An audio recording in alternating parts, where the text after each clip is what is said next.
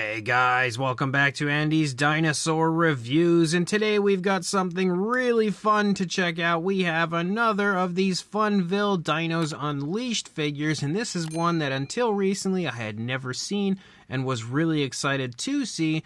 There is a Dilophosaurus out from them, and it looks really fun. This is kind of more of like the, similar to the T-Rex Jr. figure, where you can very clearly see that this is obviously focused more towards younger kids, but as an adult collector, I honestly really like it. I think it looks great. Very nice sculpt. I love the eyes on this figure, and it very much so has a Jurassic Park sort of a look with a frill, because we obviously know that Dilophosaurus did not have a frill in real life. That's something that was created by Jurassic Park, so that's pretty cool to see. Again, a little Jurassic Park influence on the Dilophosaurus, and I think it's going to be a really neat one once we pop this out of the box. But you can see the box art looks pretty similar to what we had seen on the more mainline version of the dinosaurs from Funville. You can also see that this is a Bend and Bite Dilophosaurus. That is the name of the figure. And then if we turn the box around, you can actually see here on the back of the box that there are other figures similar to this, which the T-Rex Jr. is one we've already reviewed here.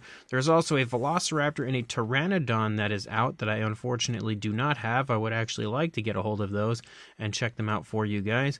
But you can also see straight away there's another thing that was going on here, as there was an older version, I guess, of this that had a different paint scheme, as we had a reddish paint scheme with a green, as opposed to the version that we have currently that has a blue and an orange. I definitely prefer this one, so I'm glad I got this one, because I think the color scheme that we have going on with this one is pretty cool. So let's go ahead, pop the box open, and check out this Dilophosaurus. So here is our very adorable Dilophosaurus now out of the packaging, and he looks really cute but really grumpy. He definitely has a very grumpy look to him, but he kind of gives me like baby Dilophosaurus vibes, which I really like. Almost like what I would expect to see on like a hatchling version of a Dilophosaurus in Jurassic Park.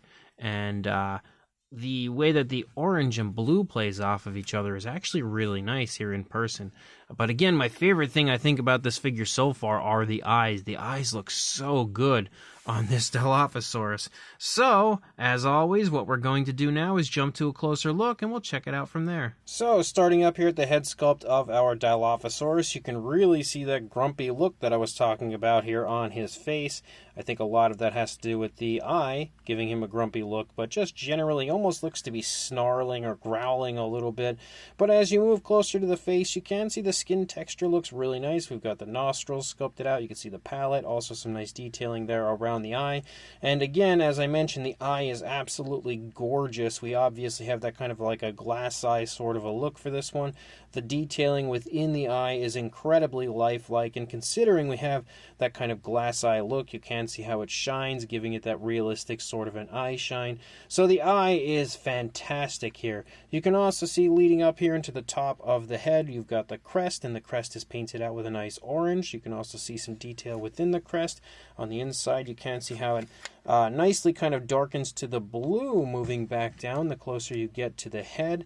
And again, just generally really nice detailing. Nice shot here from the front of our adorable little Dilophosaurus. The mouth does articulate, and I believe that has something to do with the action feature. You can see a tongue on the inside of the mouth, and not really a whole lot outside of that when it comes to detailing moving through, but there is a little bit actually. And no paintwork for the inside of the mouth, though, unfortunately. You can also see, though, that the teeth are all sculpted out individually. They're all painted individually, and they look pretty good for the most part. They're also painted with like an off-white, maybe bordering closely on a yellow. As you lead up here to the top, you can see you've got kind of like two little ridges right there behind the crest. And as you lead down here, of course, you've got a frill for your Dilophosaurus, because it does, again, kind of give you that Jurassic Park sort of a look. And you can see that we've got some very nice fine detail within the frill, as well as some nice coloration, as we've got a beautiful blue and then a really vibrant orange, and then kind of like some orange squiggles and stuff moving through. And I think it all looks really quite nice. Definitely gives it that flashy look like you would expect on the frill. of a Dilophosaurus. If you look at it from up above, you can see again the skin texture continues to look awesome moving through. We've got really nice looking skin texture, really nice impressive looking skin texture, and it definitely pops on the sculpt really beautifully. As you lead out here, you've got a nice little tail for your Dilophosaurus as well. If we move back up here, we lead down the course of the arms. The frill's kind of in the way. You can see some nice muscle definition there in the arm. You can also see the elbow, and then you lead down into the hands. You've got some nicely sculpted hands and fingers, sort of like some scoots running down the fingers, and the nails are sculpted out. Unfortunately, they're not painted, but they are sculpted nicely, that's for sure. Moving into the stomach, you continue to see again the really nice looking skin texture and scale detail. Same deal here for the thigh. You also have some nice muscle definition, and again, when we get nice and close, look at how nice looking that skin texture is. That is really impressive looking. As you move down, you've got the knee, you've also got the calf shining right there. Nice scoots running down the toes, down into the foot. The toes are all kind of sculpted together here, and you can also see that there's some nice fine detail within the nails. Again, no nail paint, but nice detailing. We do also have dew claws sculpted out, just not painted, but the feet, again, looking a little oversized, kind of continue to give it that sort of baby-like look, because I definitely feel like this would be like a hatchling version of a Dilophosaurus. When you take a look at the opposing side, you're not going to really see much difference, because, again, the head's pretty straightforward, and the arms articulate, so it's really up to you to kind of display those. And everything else, again, looks pretty much the same, outside of the fact that the leg is leading on this side, whereas the leg is trailing on the other side, but that's really the only big difference, I think, that you're going to see from one side to the other. So let's go ahead, we'll check out the action feature and articulation of this figure. So then we of course want to check the action feature out, and I'm pretty sure there are noises and everything. I think what we basically have to do is tip the tail, so we'll go ahead and do that.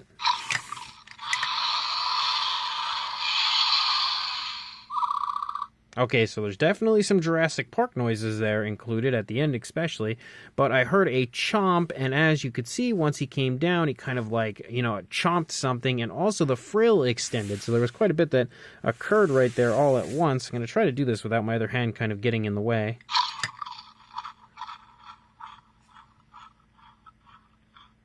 So if you hold him, I don't know if it's because I held him down or if there are just two different noises, but clearly you could hear him not only chomp, but continue to eat. But once we have it extended down, you can now see the frill is extended out, and obviously putting on that defensive display.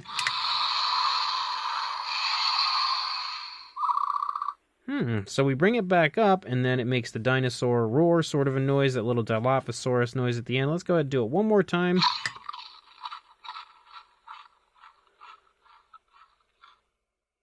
Okay, so I am convinced that now if you hold it down, it will continue to eat and chomp, and then when we bring it back up, it's probably going to make that noise again.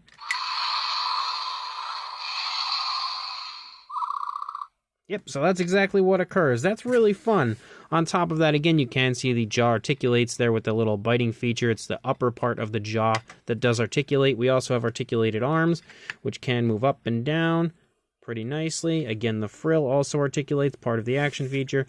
We've also got articulated legs, but as you can see, they move together, and they are also part of the action feature. They don't move independently, and the tail does not sport any sort of articulation at all. As far as a size goes, for a length from the snout to the tail, I would say about 9 inches or about 23 centimeters, and then for a height, about just shy of 7 inches or around 17.5 centimeters. For a size comparison, there is Mr. Papo T-Rex, the Attack Pack Dilophosaurus Robert Muldoon, and the Collect Day Human Being, all standing in here for a size next to the Dilophosaurus, and you can very clearly see that the Dilophosaurus does sport a pretty good size to it. It's obviously taller than even Mr. Papo T-Rex. It's not a huge figure, but definitely nicely sized. We've also got a Mattel Jurassic World Velociraptor and Dilophosaurus stepping in here for a comparison next to the Funville Dinos Unleashed Dilophosaurus, which you can see again, their Dilophosaurus is a lot larger. Then when it comes to kind of goofy, stylized versions of Dilophosaurus, here is the more recent Mattel offering of their, I think it was like the Fierce Launchin Dilophosaurus or something along those lines, next to the Funville version. And you can see the Funville version definitely is a lot taller as well as better proportioned than the Mattel version. The Mattel version is obviously very ridiculous looking, whereas I think personally that the Funville version looks a bit nicer. And then for one final comparison, we have your standard mainline version of a Funville Dinos Unleashed T-Rex next to the Dilophosaurus, which you can see size-wise they're not too far off. I think the Dilophosaurus is obviously a little bit bulkier,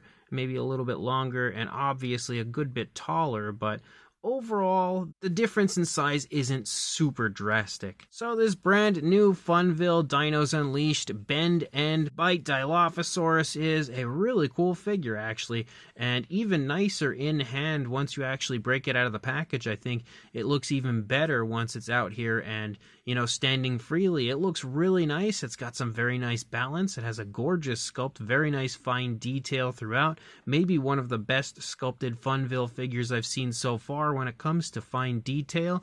You have some fun paint apps as well. Again, nothing super over the top impressive, but pretty much what you would need. You can see we've got some nice orange playing off of the beautiful blues of the body. The frill, again, definitely stands out and looks really nice. You don't really have much as far as coloration going on through the course of the body past that point, but what you do have does look pretty fun. And overall, I think the best part of this Dilophosaurus are those eyes. I just really love those glass eyes. They just look extremely realistic, very highly detailed, and definitely complement this figure very nicely. You've got some pretty fun articulation. Again, articulation is always a great thing if you ask me, but a lot of the articulation is kind of tied into the action features, and the action feature is definitely nice. I really like it. I think it's adorable, honestly, but at the same time, it's fun how you can kind of bend it down so it chomps the jaws, and then it kind of just sits there and continues to eat, and you'll continue to hear that chomping noise for a few seconds before bringing it back up, and then you get a Jurassic Park sort of Dilophosaurus noise that occurs. And again, it's just nice that they kind of have it where it's sort of activated depending on the position of the dinosaur. Definitely a really cool action feature overall. So without a doubt, this is another really fun figure. Again, if you're not into sort of stylized kind of baby type looking dinosaurs, you may not like this one that much, but I personally really am, and I think it's probably one of the nicest kind of goofy stylized versions of a Dilophosaurus that I've ever seen, and definitely a really cool sort of a hatchling version of maybe even, again, a Jurassic Park style Dilophosaurus, because you've got the frill and everything on it.